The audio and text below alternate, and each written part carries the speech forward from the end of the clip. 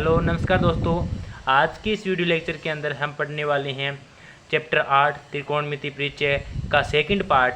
इससे पहले वाले पार्ट में हमने इसके क्वेश्चन नंबर 6 और इसका बेसिक पार्ट कर लिया है। आज हम क्वेश्चन नंबर 7 और उसके आगे के क्वेश्चन को हल करने वाले हैं। बड़े ही मज़ेदार और इंटरेस्टेड क्वेश्चन होने वाले हैं दोस्तों, बड़ा मज़ा आने वाले हैं। तो दोस्तों दिल थाम के बैठ जाना। चलिए स्टार्ट करते हैं आज का वीडियो लेक्चर बिना टाइम वेस्ट किए हुए। देखिए दोस्तों क्वेश्चन नंबर 7 क्या दिया है। यदि कोट थीटा बराबर 7/8 हो तो ये हमें दो कंडीशन अर्थात 1 + sin theta 1 - sin theta 1 + cos theta 1 - cos theta इसकी वैल्यू निकालनी है और कोट स्क्वायर थीटा का मान निकालना है। इन दो चीज़ की क्या करनी है, वैल्यू निकालनी है। तो सबसे पहले आपको पता है कि मैंने आपको समझाया था पीछे वाले लेक्चर के अंदर, डिटेल से बताया था कि सबसे पहले यदि आपसे चाहे दो का मान पूछे चाहे फिर एक का मान पूछे, सबसे पहले आपको क्या करना है, डायग्राम बनाना है। ठीक है, उसके अंदर आपके पास कर्ण लंब आधार तीनों की वैल्यू होनी चाहिए। तो मैं भी ठीक वैसा ही करता हूँ। मान मेरे पास भी मैं एक ऐसा डायग्राम बना लेता हूँ। इसे नाम दे देते हैं P, Q और R। ठीक है, अब देखिए दोस्तों यहाँ पे हमें दिया गया है कोट थीटा बराबर 7/8। तो दोस्तों कोट थीटा बराबर क्या होता है। यदि आपको कोट थीटा, देखो मैंने आपको कल वाले बेसिक वाले पार्ट में बताया था कि कोट थीटा बराबर क्या होता है, टेन थीटा बराबर क्या होता है। यदि आपको नहीं पता है तो दोस्त पहले वाले लेक्चर को देख लेना, ताकि आपको ये ना लगे कि मैं आपको डायरेक्ट करा रहा हूँ, क्योंकि मैंने वहाँ पे पूरी डिटेल से बताया था। ठीक है, तो देखो कोट थीटा बराबर क्या होता है। तो यदि देखो मेरे मान लो कि अभी मुझे भी याद नहीं है, तो कोट थीटा बराबर आप ये याद रखो कि टेन थीटा बराबर क्या होता है, लंब बटे आधार। तो देखो जो कोट होता है वो टेन का उल्टा होता है, तो उसे क्या करते हैं, आधार बटे लंब। तो क्या हो जाएगा, कोट थीटा बराबर क्या हो जाएगा, आधार बटे लंब। हम जानते भी है। तो देखो आधार कितना है, 7, यहाँ से हम लिख सकते हैं आधार 7 है और लंब कितना है, 8 है। यदि मेरे पास इस पी क्यू अर्थात इस कर्ण की वैल्यू मिल जाए तो मैं इन दोनों का मान बता सकता हूँ ना। तो ठीक वैसा ही करते हैं, हम कर्ण की वैल्यू निकालते हैं और वो हम निकालना सीख चुके हैं। वो कौन सी थ्योरम है, पाइथागोरस थ्योरम से। वी नो दैट, हम जानते हैं पाइथागोरस थ्योरम से क्या होती है, कर्ण स्क्वायर बराबर आधार स्क्वायर प्लस लंब का स्क्वायर। ठीक है, कर्ण कितना है मुझे नहीं पता है, कर्ण निकालना है तो ऐसे का ऐसा रख दो।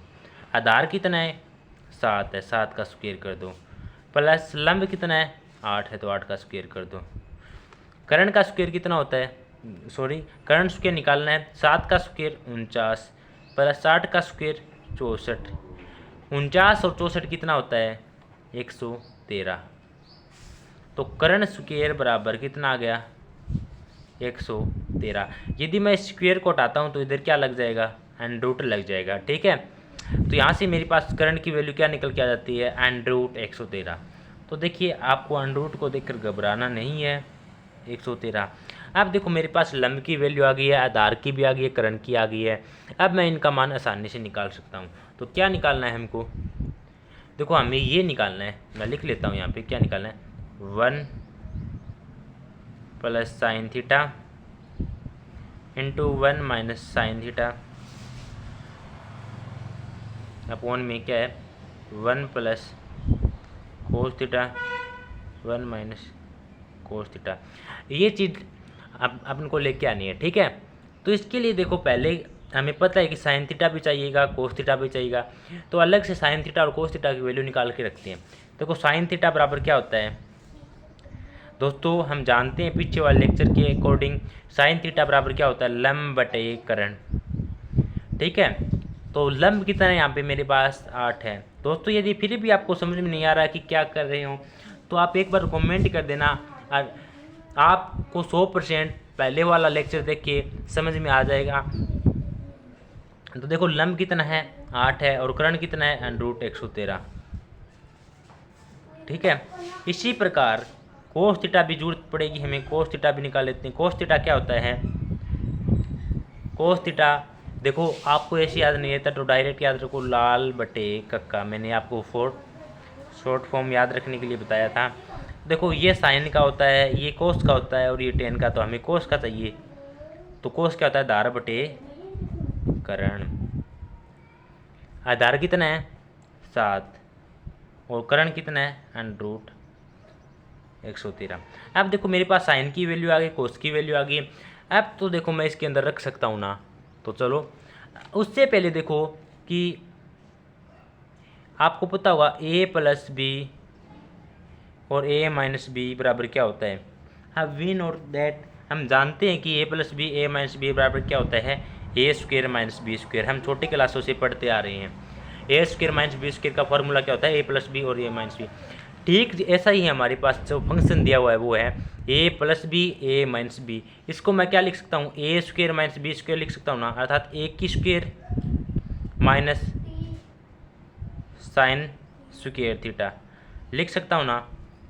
ठीक इसी प्रकार इसको भी लिख सकता हूँ मैं 1² माइनस कोस स्क्वायर थीटा। ठीक है, इसका पूरे का स्क्वायर है, सॉरी। ठीक है, तो अब देखो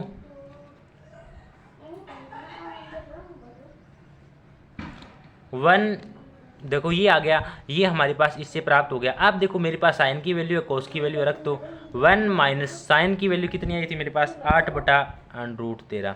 उसका स्क्वायर भी करना है क्योंकि इसके ऊपर पूरे का क्या है स्क्वायर, तो इसका स्क्वायर भी लिख दो। इसके बाद क्या है 1 का स्क्वायर कितना होता है 1 माइनस कोस थीटा की वैल्यू कितनी आई थी 7/√13 113। इसका भी क्या है स्क्वायर है। अब इसे हल करना है हमको। चलो इसको हल करते हैं। तो देखो क्या आएगा, इसको हल करने पर देखो 1 का 1, 8 का स्क्वायर क्या होता है 64 और √113 का स्क्वायर करते हैं तो हमें पता है कि अगर कोई संख्या √ में है तो उसका √ हट जाता है स्क्वायर करने पर।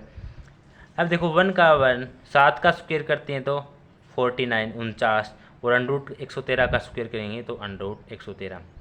अब इसका एलसीएम लेना है। एलसीएम लेना के लिए आपको मैंने जब चैनल पर आपको ये वीडियो मिल जाएगी कि एलसीएम कैसे लेते हैं, उसके अंदर मैंने सिखाया हुआ है। लेकिन आप जानते भी होंगे यदि यहाँ पे हमारे पास 1 हो और इसके नीचे कोई भी संख्या नहीं हो तो आप डायरेक्ट इसको गुणा करके लिख सकते हो, अर्थात 113 एकम 113 माइनस के 64 नीचे क्या देगा 113।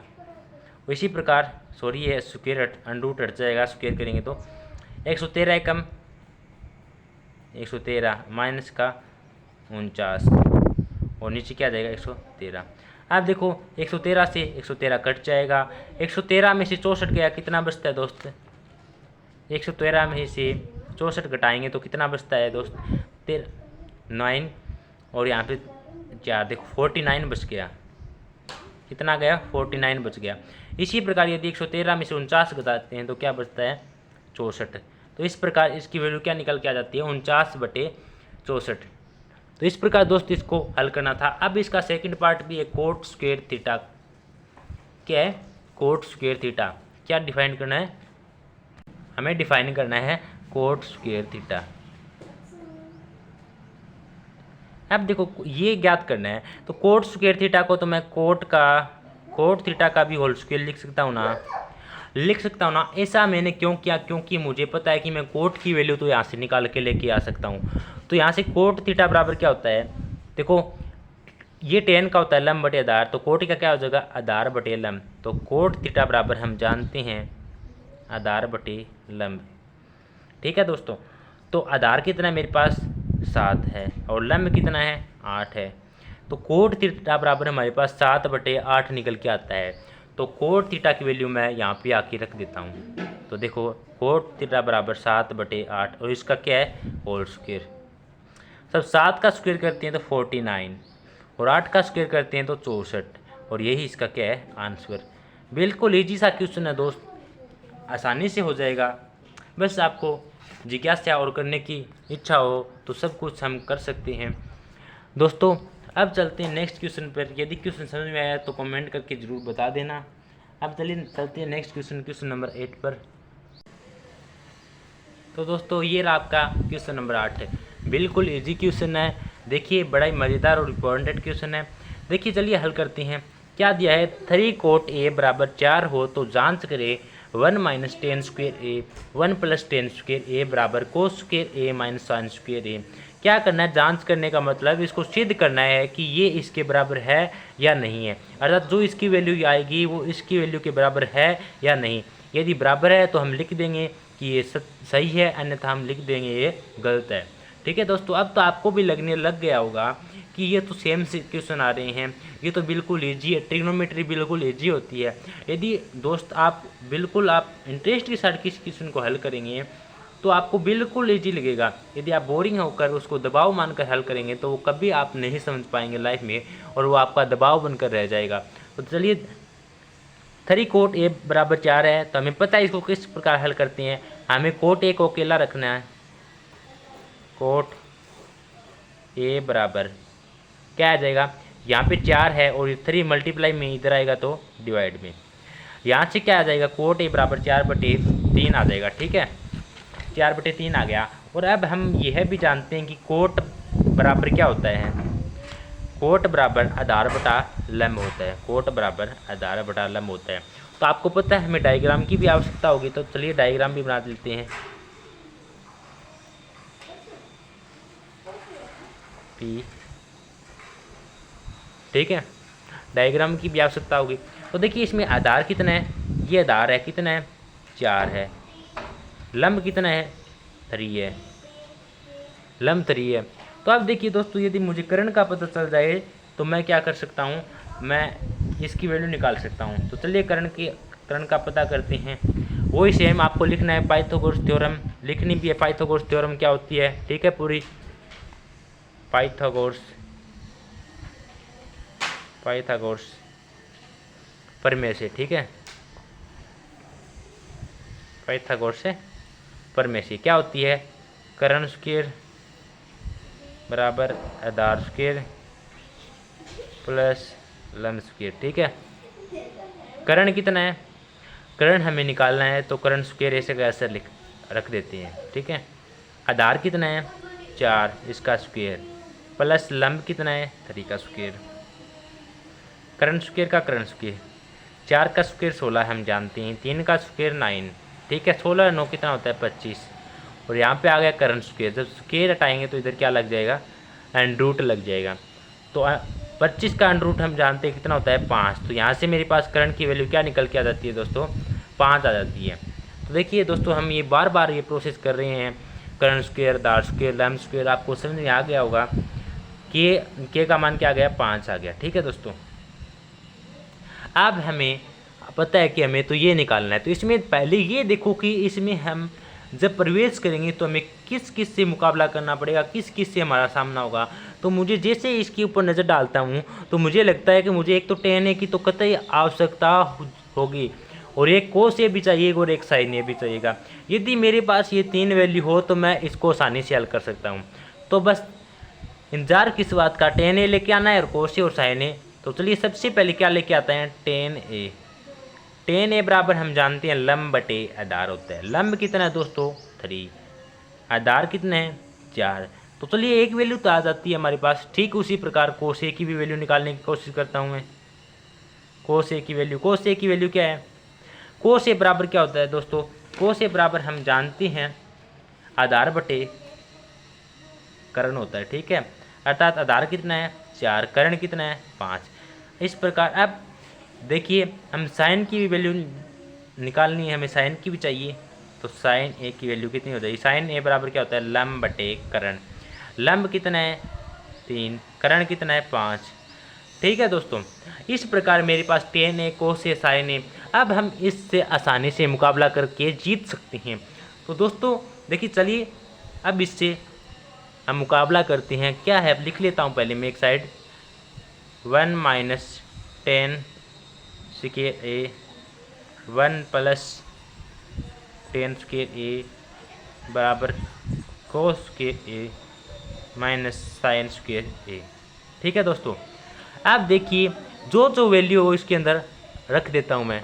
ठीक है, 1 माइनस 10 की वैल्यू कितनी आई थी मेरे पास, 3/4, अर्थात 3/4 का स्क्वेयर अपोन में 1 प्लस टेन की वैल्यू क्या आती 3/4, इसका स्क्वेयर कर दो। बराबर में कोस कितना था मेरे पास, कोस था 4/5, इसका भी स्क्वेयर करना है क्योंकि इसका स्क्वेयर है। ठीक है, फिर माइनस है तो माइनस रख दो। फिर साइन है, साइन की वैल्यू देखो कितनी आई 3/5 है तो 3/5 लिख दी। इसका स्क्वेयर है ना, साइन स्क्वेयर है तो इसका भी स्क्वेयर कर दो। क्या कुछ अलग है? ये तो सेम पहली दूसरी वाला काम है, हमें तो कुछ करना ही नहीं पड़ा। तो देखिए कितने आसान क्वेश्चन है यदि आप समझ के करेंगे तो। देखिए अब इसका स्क्वेयर करके खोलते हैं। 1 माइनस 3 का स्क्वेयर करते हैं तो 9, 4 का स्क्वेयर करते हैं तो 16 अपॉन 1 प्लस 3 का स्क्वेयर किया 9, 4 का किया 16 बराबर 4 का स्क्वेयर किया 16, 5 का स्क्वेयर किया 25 माइनस 3 का स्क्वेयर किया 9, 5 का स्क्वेयर किया 25। ठीक है दोस्तों, अब इसे हल करते हैं। आपको पता है मैंने बताया था पीछे वाले क्वेश्चन में, जब इसके नीचे कुछ नहीं हो और यहाँ पे संख्या 1 हो तो डायरेक्ट मल्टीप्लाई करके लिख दिया करो। 16 एकम 16, 16 में से 9 गया, नीचे क्या बचा 16, 16 एकम 16 प्लस 9 नीचे 16, 16 से 16 कैंसिल। यहाँ पे देखो एलसीएम सेम है तो एलसीएम क्या आ जाएगा 25 का 25 आ जाएगा, और यहाँ पे क्या आ जाएगा 16 में से 9 घटा दो। 16 में से 9 गया, कितना बचता है फ्रेंड्स, 16 में से 9 गया 7 बचता है दोस्त, 7/25। ठीक है, ये बराबर वाला पार्ट हल कर रहा हूँ, सॉरी मुझे यहाँ नहीं करना चाहिए क्योंकि आपको कन्फ्यूजन हो सकती है। देखिए 7/25, तो यहाँ से देखिए ये 16 कट गया, यहाँ पे क्या बचा 16 माइनस 9, 16 प्लस 9, 16 में से 9 गया 7/16 प्लस 9 कितना होता है 25, और बराबर में क्या 16 में से 9 गई 7, 16 और नीचे क्या है 25। क्या ये लेफ्ट हैंड साइड और राइट हैंड साइड आपको इक्वल दिख रही है? तो दोस्तों हमारी लेफ्ट हैंड साइड और राइट हैंड साइड बिल्कुल बराबर आई है। अंततः हम कह सकते हैं कि ये हमारा कथन है वो क्वेश्चन वाले का बिल्कुल सही है। तो क्या दोस्तों आपको इस क्वेश्चन में अलग दिखाई दिया? तो दोस्तों बड़े मज़ेदार और इंटरेस्टेड क्वेश्चन है। ठीक है, यदि आप इसी प्रकार समझना चाहते हैं तो कमेंट करके ज़रूर बता देना दोस्तों। ठीक है, अब चलिए चलते हैं नेक्स्ट क्वेश्चन, क्वेश्चन नंबर 9 पर। तो देखिए दोस्तों क्वेश्चन नंबर 9 क्या कहता है, बिल्कुल इजी और वेरी वेरी इंपॉर्टेंट क्वेश्चन बन जाता है, क्योंकि यही एक क्वेश्चन है जो आपको थोड़ा सा अलग है लेकिन सेम वही प्रोसेस रहेगी, बस आपका थोड़ा माइंड लगाना है इसके अंदर, करना कुछ भी नहीं है। देखिए त्रिभुज एबीसी में सबसे पहले त्रिभुज एबीसी बना देते हैं जिसके अंदर 20 समकोण दिखाने हैं, अर्थात ऐसा त्रिभुज दिखाओ जिसके अंदर बी वाला कोण क्या हो 90 डिग्री का। इसी ऐसे ही त्रिभुज को क्या कहते हैं समकोण त्रिभुज। तो त्रिभुज एबीसी, क्या यह वाला कोण समकोण नहीं है? तो है। ठीक है, त्रिभुज एबीसी में 20 समकोण है। यदि tan a बराबर कितना दिया है 1/√3 दिया है, तो tan बराबर क्या जानते हैं हम, tan बराबर तो लंब बटे आधार होता है। लंब कितना है 1 है, आधार कितना है √3। ठीक है दोस्तों, अब देखिए कर्ण की वैल्यू पता करते हैं और फिर सेम प्रोसेस आपको पता है इनकी वैल्यू निकालते हैं। बिल्कुल ईजी से है। पहले हम इनसे निपटने के लिए पहले कर्ण की वैल्यू निकालेंगे, फिर इनसे हम साइन सी कोस सी की वैल्यू निकाल के इसके अंदर रख देंगे, फिर हम दुश्मनों का निपटारा आसानी से कर सकते हैं। ठीक है, तो देखिए सबसे पहले मैं क्या करूँगा, पाइथागोरस थ्योरम से कर्ण स्क्वायर बराबर, देखिए कर्ण स्क्वायर बराबर आधार स्क्वायर प्लस लंब स्क्वायर। मुझे कर्ण चाहिए तो कर्ण का ऐसे लिख दिया।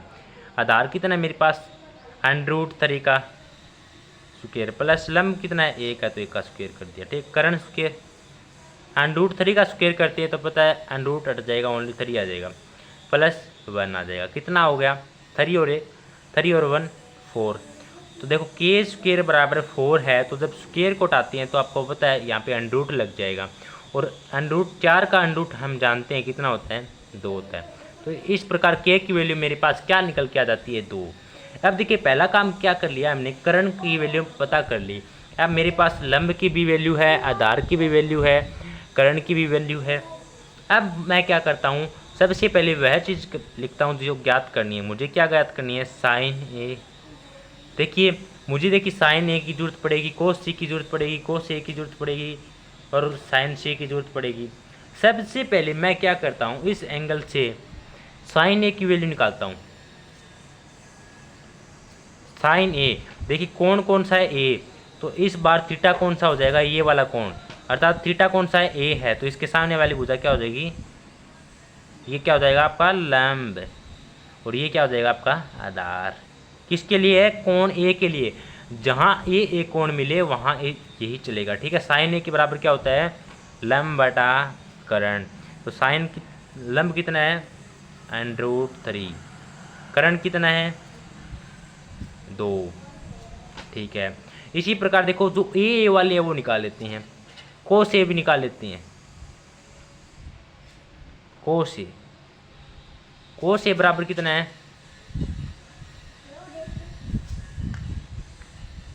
तो देखिए कोस ए निकालते हैं, तो कोस ए बराबर हम जानते हैं क्या होता है, आधार बटा करण, आधार कितना है √3, सॉरी आधार कितना है 1 है, आधार हमारे पास क्या है 1, और ये करण कितना है हमारे पास 2, क्योंकि हमारे पास ये थीटा है तो थीटा के सामने वाली भुजा लंब और 90 के सामने वाली भुजा करण, जो बच गया वो आधार, हम जानते हैं, हमने सीखा था पहले वाली वीडियो के अंदर। अब देखिए साइन ए कोस से आ गया, अब देखिए किसकी जरूरत पड़ेगी, हमें सी की जरूरत पड़ेगी, ठीक है, साइन सी कोस सी की। अब हम क्या करते हैं, थीटा किसे मानते हैं, सी को मानते हैं। इस बार मेरे पास थीटा कौन सा है, साइन सी निकालने के लिए देखो ए वाली टर्म मैंने निकाल ली, अब सी के लिए टर्म निकालते हैं, तो थीटा कौन सा बन जाएगा, ये थीटा के सामने वाली भुजा लंब, अब सेम वही रहेगा, ठीक है, ये लंब बन जाएगा, ये आधार बन जाएगा, और ये क्या बन जाएगा करण, ठीक है दोस्तों, ये बन गया। अब हम देखिए इसे, ठीक है, अब हम क्या निकालते हैं, यहाँ से सी के लिए निकाल रहा हूँ मैं। देखिए दोस्तों एक ही डायग्राम करने की कोशिश कर रहा हूँ, क्योंकि हमने इसे बार बार समझ लिया है, आई होप कि आप इसे समझ लोगे, ठीक है। तो अब हमें सी की जरूरत है, तो कोस सी निकालता हूँ पहले मैं, कोस सी बराबर हम जानते हैं आधार बटा करण होता है, तो आधार कितना है इस बार मेरे पास √3, और करण कितना है मेरे पास 2। इसी प्रकार मुझे साइन सी की भी जरूरत पड़ेगी क्या, हाँ जरूरत पड़ेगी साइन सी की भी, तो साइन सी की भी जरूरत पड़ेगी। साइन सी कितना है मेरे पास, साइन सी बराबर क्या होता है लंब बटे करण, तो लंब कितना है मेरे पास दोस्तों, लंब है मेरे पास 1, और करण कितना है मेरे पास 2। तो इस प्रकार मेरे पास इन चारों की वैल्यू निकल के आ जाती है। अब जो मुझसे पूछेगा उन सब की वैल्यू क्या कर सकता हूँ, बता सकता हूँ, ठीक है दोस्तों। चलिए लिख लेता हूँ जो ज्ञात करना है।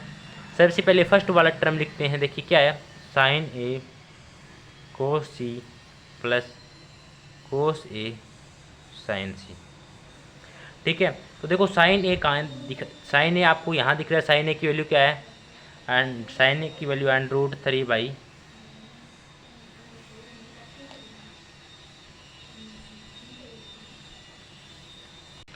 तो देखिए दोस्तों साइन ए की वैल्यू क्या आ जाती है आपके पास √3/2 इंटू, देखो कुछ नहीं है, इसका मतलब क्या है, इंटू कोस सी की वैल्यू क्या है आपके पास, कोस सी की वैल्यू क्या है √3/2 प्लस कोस ए की वैल्यू क्या है आपके पास 1/2, साइन सी की वैल्यू क्या है आपके पास 1/2। अब देखो √3 को √3 से मल्टीप्लाई किया 3, 2 को 2 से मल्टीप्लाई किया 4, प्लस 1 को 1 से मल्टीप्लाई किया 1, 2 को 2 से मल्टीप्लाई किया 4, यहाँ से आपके पास एलसीएम कितना आ जाता है 4, 3 और 1 4, 4 को 4 से कैंसिल किया, आंसर कितना आया 1। इस प्रकार आपको इसका मान ज्ञात करना था दोस्तों। देखिए दोस्तों आपको डरना नहीं है, यदि आपके पास इस प्रकार की वैल्यू आगे पीछे भी आ जाए ना, तो भी आपका मान है ना वो सेम सही आएगा, ठीक है। अब ठीक, अब हमें सेकंड वाला भी ज्ञात करना है। सेकंड वाला क्या है दोस्तों, कोस ए कोस सी माइनस साइन ए साइन सी। तो दोस्तों देखिए कोस ए की वैल्यू कितनी है हमारे पास, कोस ए की वैल्यू है 1/2, कोस सी की वैल्यू कितनी है आपके पास √3/2, माइनस साइन ए की वैल्यू कितनी है √3/2, और साइन सी की वैल्यू 1/2। अब आपको दिख रहा होगा ये वाला भी सेम और ये वाला भी सेम है, यदि किसी भी संख्या को सेम से सेम घटाए तो आंसर क्या अवस्था है, देखिए मैं इसको हल करके भी बता देता हूँ आपको। अंडर रूट को 3 को 3 और 2 को 2 से मल्टीप्लाई किया 4, अंडर रूट 3, 2 को 2 से मल्टीप्लाई किया 4, क्या है दोस्तों, अंडर रूट 3 में से 3 गया 0 और नीचे क्या आया 4, नीचे क्या आया 4, तो 0 में किसी भी संख्या का भाग दें तो हमारे पास क्या आता है 0, इसका आंसर क्या जाएगा 0। तो दोस्तों इस प्रकार आपको इस क्वेश्चन को हल करना था, ठीक है। चलिए, यदि दोस्तों आपको ये क्वेश्चन समझ में आया तो प्लीज़ कमेंट करके बता देना कि आपको क्वेश्चन समझ में आ गया, ताकि मुझे भी पता लग सके कि मेरा समझाया हुआ आपको कहाँ तक आप पहुँच रहा है, और आप ये भी बता देना कि आप कहाँ के रहने वाले हैं। तो देखिए दोस्तों, अब चलते हैं क्वेश्चन नंबर 10 पर, जो वेरी इंपॉर्टेंट है और इस चैप्टर का अर्थात प्रश्नावली 8.1 का वेरी इंपॉर्टेंट क्वेश्चन और अंतिम क्वेश्चन है। उसके बाद तो ऑब्जेक्टिव टाइप क्वेश्चन है 11वां। तो चलिए क्वेश्चन नंबर 10 को अभी हल करते हैं। तो दोस्तों ये रहा आपका क्वेश्चन नंबर 10। देखिए बिल्कुल ईजी सा क्वेश्चन, आपको देखो क्वेश्चन थोड़ा अलग अलग तरह का हो सकता है, लेकिन आपको इसको देख के डरना नहीं है, क्योंकि आप हमारे स्टूडेंट हैं। तो देखिए दोस्त, आपको करना क्या है, सबसे पहले जो दिया है उसके अकॉर्डिंग चलना है, क्वेश्चन को स्टेप बाय स्टेप हल करना है। यदि आप दुश्मनों के डायरेक्ट बीच में जाते हो तो आप मारे जाओगे, यदि आप पहले स्टेप से उनको मारते जाते हो तो आप निश्चित ही आपकी जीत होगी। चलिए सबसे पहले हम स्टार्ट करते हैं। यहाँ पे दिया त्रिभुज PQR में जिसका क्यू कोण समकोण है। सबसे पहले हमने क्वेश्चन यहाँ तक पढ़ा, तो देखिए सबसे पहले हम क्या करते हैं, त्रिभुज PQR ऐसा त्रिभुज बनाते हैं जिसके अंदर क्यू को समकोण दिखाने का प्रयास करते हैं। तो देखिए PQR, देखिए हमारा क्यू वाला कोण समकोण नहीं है क्या, ठीक है, जिसके अंदर हमें क्या दिया PQ कितना है 5 सेमी, PQ 5 सेमी है, लेकिन हमें इस बार ओनली 1 भुजा की मान दिया गया है। इससे पहले वाले क्वेश्चनों के अंदर हमें 2 का तो मान दिया हुआ था, जिससे हम तीसरी वाली भुजा का मान पाइथागोरस थ्योरम से पता लगा सकते थे, लेकिन इस बार हमें ओनली 1 का दिया है। और क्या दिया हमें, PQ प्लस QR क्या है, PQ प्लस QR बराबर 25 है, अर्थात ये वाली भुजा और ये वाली भुजा दोनों का क्या दे दिया, वो योग दे दिया। हमें यह नहीं पता कि ये कितनी है ये कितनी। अब हम कैसे पता करते हैं, इसके लिए दोस्तों हम क्या करते हैं, सबसे पहले हम पाइथागोरस थ्योरम लगाते हैं। देखिए क्या होती है पाइथागोरस थ्योरम, कर्ण स्क्वायर बराबर आधार स्क्वायर प्लस लंब स्क्वायर, ठीक है। तो देखिए कर्ण कितना है मेरे पास, PR का स्क्वायर बराबर आधार कितना है मेरे पास, आधार है मेरे पास QR का स्क्वायर प्लस लंब कितना है 5, इसका भी स्क्वायर, ठीक है दोस्तों। अब देखिए PR स्क्वायर QR स्क्वायर है, इसको मैं इस साइड लेके जाता हूँ, तो PR square minus QR square बराबर में क्या है 5 का होल स्क्वायर, PR स्क्वायर में से QR स्क्वायर कट। अब देखिए दोस्तों, क्या आपको ऐसा नहीं लगता कि ये A square minus B square है, अर्थात A square minus B square को मैं क्या लिख सकता हूँ, A प्लस B और A माइनस B लिख सकता हूँ क्या दोस्तों, लिख सकता हूँ। कैसे पता चला, देखो A square B square PR, ठीक है, और QR A square B square जैसे फॉर्म है ना, तो मैं इसको लिखता हूँ A plus B A minus B, ठीक है। तो देखिए मैं इसको क्या लिख दूँ, PR प्लस QR, एक बार तो प्लस में लिख दूँ और एक बार क्या लिख देता हूँ, PR माइनस से QR लिख दूँ, ठीक है, कोई दिक्कत नहीं है। अब देखिए और बराबर में क्या है 5 का स्क्वायर कितना होता है 25। ये क्यों लिखा अब आपको समझ में आ जाएगा। देखिए PR प्लस QR की वैल्यू मेरे पास यहाँ रखी थी, इसे इक्वेशन नंबर फर्स्ट दे देते हैं। इक्वेशन नंबर फर्स्ट से आपको लिखना है PR प्लस QR की वैल्यू, इक्वेशन नंबर हम सेकंड में रख देते हैं, ठीक है। तो PR प्लस QR की वैल्यू क्या है 25 है, इसकी जगह मैं क्या रख दूँ 25 इंटू में क्या है PR माइनस QR बराबर 25 है, ठीक है। 25 से 25 कैंसिल हो जाएगा, क्योंकि हम जानते हैं यदि बराबर में अगर सेम वैल्यू है तो कैंसिल हो जाती है। यहाँ से क्या बचता है मेरे पास, PR माइनस से QR बचता है। तो देखिए PR माइनस QR बराबर 1, इसे इक्वेशन नंबर 3 दे देता हूँ। अब देखिए दोस्तों, आपके पास इक्वेशन नंबर फर्स्ट और इक्वेशन नंबर आपके पास 3 इक्वेशन आ जाती है। इनमें से आपको फर्स्ट और थर्ड को लेके क्या करना है, आपको समीकरण 1 व 3 से, समीकरण नंबर 1 व 3 से, समीकरण 1 क्या लिख लो, पहले दोनों इक्वेशन को एक साथ लिख लो। क्या है इक्वेशन नंबर फर्स्ट है, P Q plus Q R equal to 25, और दूसरी थर्ड इक्वेशन क्या है, P R minus Q R बराबर में 25, सॉरी 1 है, ठीक है यहाँ पे, क्योंकि 1 ही है सेकेंड इक्वेशन में, तो थर्ड इक्वेशन में। अब समीकरण 1 व 3 को क्या करते हैं, जोड़ देते हैं। तो P Q plus Q are को जोड़ते हैं तो क्या हो जाएगा, देखिए 2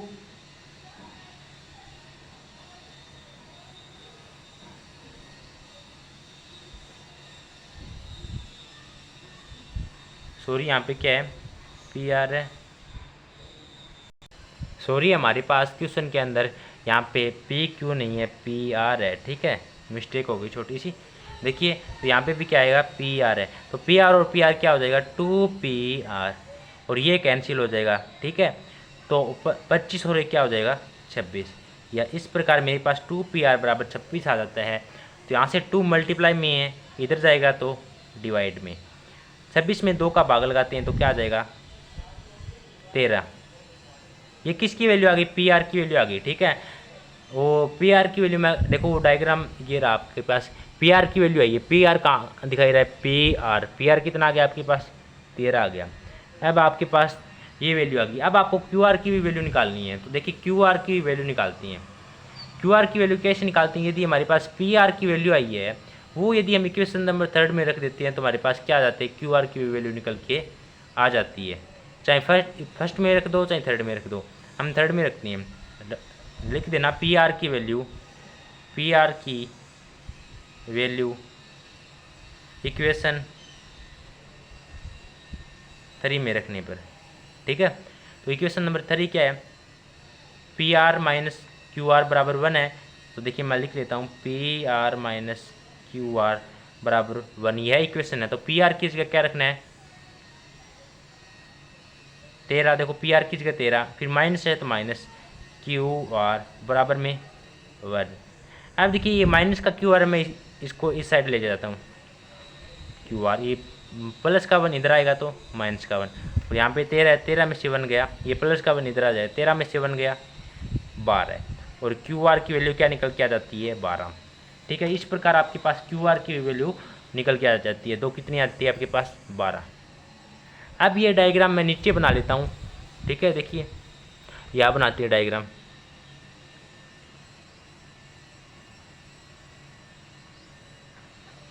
पी क्यू आर, आपके पास पी क्यू की वैल्यू आई 5 और क्यू आर की वैल्यू आई 13, सॉरी क्यू आर की वैल्यू आई आपको 12 और पी आर की वैल्यू आई आपके पास 13। आपको क्या निकालनी है, अब आपको देखो क्वेश्चन में क्या बोला है, sign P cos P ten P निकालना है, इन तीनों की वैल्यू निकालनी है, ठीक है दोस्तों। Sign P cos P ten P, sign, सबसे पहले साइन पी निकालते हैं, पी निकालना है। तो देखिए दोस्तों मैं क्या करता हूँ, साइन पी निकालना है, साइन पी के लिए क्या करते हैं, तो साइन पी के लिए देखो थीटा ये है, तो सामने वाली भुजा ये लंब हो जाएगी, ठीक है, और ये कर्ण हो जाएगी, और ये आधार हो जाएगी, ठीक है। क्योंकि पी के लिए निकाल रही है तो थीटा कौन सा है, इस बार थीटा पी है, तो पी के सामने वाली भुजा लंब, और बच गई जो आधार, और 90 के सामने वाली भुजा कर्ण, ठीक है। अब साइन पी निकालते हैं, साइन बराबर हम जानते हैं लंब बटे कर्ण होता है। तो लंब की वैल्यू क्या आती है, लंब कितना आपके पास 12, कर्ण कितना आपके पास 13। तो इस प्रकार साइन पी निकल के आ जाता है। इसी प्रकार आपको अब क्या निकालना है, कोस पी भी निकालना है। कोस पी बराबर क्या होता है, आधार बटे कर्ण। आधार कितना आपके पास 5, कर्ण कितना आपके पास 13 है, ठीक है। तो 5/13 आ जाएगा। इसी प्रकार आपको टेन पी भी निकालना है। तो देखिए टेन पी बराबर हम जानते हैं क्या होता है, लंब बटे आधार। लंब कितना आपके पास 12 और आधार कितना आपके पास 5। ठीक है, इस प्रकार आपके पास इन तीनों की वैल्यू निकल के आ जाती है और यही आपको निकालना था। तो दोस्तों मेरा मानना है यदि आप क्वेश्चन को यदि आपने बीच में से पढ़ लिया और आप झिझक गए तो आप क्वेश्चन को कभी हल नहीं कर सकते। आपको स्टेप बाय स्टेप आपको आत्मविश्वास के साथ क्वेश्चन को हल करना होगा। तो आप मानना कि आपका क्वेश्चन कभी भी गलत नहीं होगा, हमेशा सही होगा। दोस्तों इस प्रकार हमने इसका क्वेश्चन नंबर 10 भी कर लिया। अब हम इसका अंतिम और लास्ट क्वेश्चन चैप्टर 8.1 का देखते हैं। वह क्वेश्चन हम बुक में समझने का प्रयास करेंगे क्योंकि ऑब्जेक्टिव टाइप है। देखिए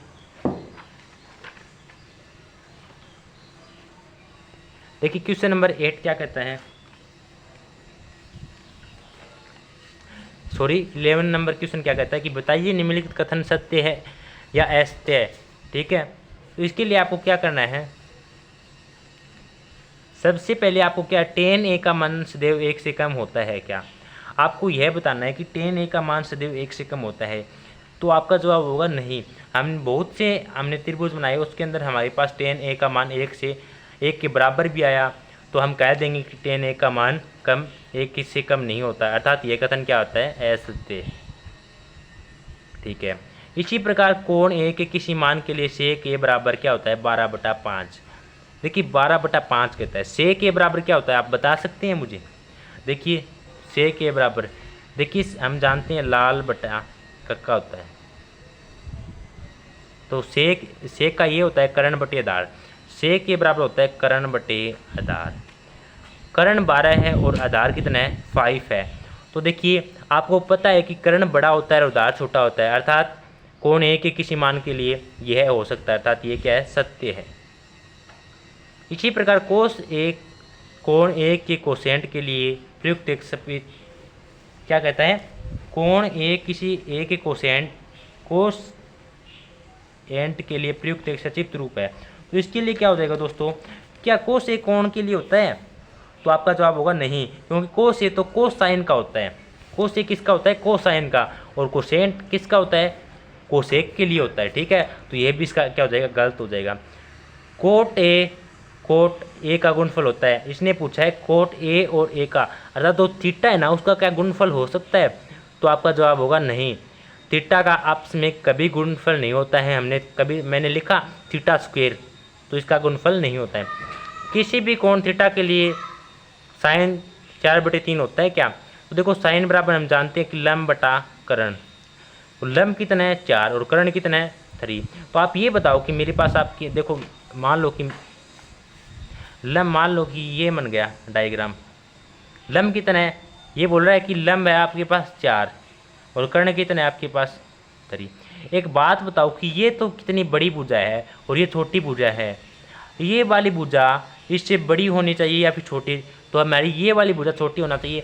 हमेशा याद रखना जो हमारी कर्ण होता है वो लंब और आधार से बड़ी होती है या फिर लंब और आधार की योग के बराबर होती है। ठीक है दोस्तों, तो देखिए ये इसका क्या हो जाएगा, कथन ऐसे हो जाएगा। इस प्रकार आपका चैप्टर 8.1 कंप्लीट होता है। दोस्तों मैंने अपना तहे दिल से इसको आपको समझाने का प्रयास किया है। यदि फिर भी मेरे से कोई त्रुटि हुई तो दोस्तों मैं इसकी सुधार करने की आवश्यकता मानता हूँ। आप कमेंट करके बता देना, मैं आपका जो क्वेश्चन में यदि आपको मिस्टेक लगती है वापस बता दूँगा। और यदि आपको कोई भी क्वेश्चन थोड़ा कम समझ में आया तो मैं उसके लिए अलग टाइप के लिए अलग तरीका लेके आऊँगा। लेकिन आपको कभी भी क्वेश्चन को रटना नहीं है और अपनी लाइफ में समझते हुए चलना है। मेरा मानना है कि मेरे स्टूडेंट कभी क्वेश्चन का रट्टा ना मारे और समझ के क्वेश्चन को आगे करें ताकि उनको भविष्य में कभी तकलीफ न हो। तो दोस्तों इसी प्रकार यदि आप आगे के सभी चैप्टर को समझना चाहते हैं और अपना कक्षा 10 का मैथ मजबूत बनाना चाहते हैं तो आज ही हमारे यूट्यूब चैनल अंकित लेक्चर 2 को सब्सक्राइब कर लेवे और जो पास में बेल आइकन है उसे भी प्रेस कर लेवे। और दोस्तों यदि वीडियो अच्छी लगी तो लाइक ज़रूर करना और चैनल पर नए हो तो सब्सक्राइब जरूर कर लेना। हम मिलते हैं इसी चैप्टर के नेक्स्ट पॉइंट अर्थात 8.2 के साथ। तब तक के लिए धन्यवाद। हम मिलते हैं कल। जय हिंद जय भारत।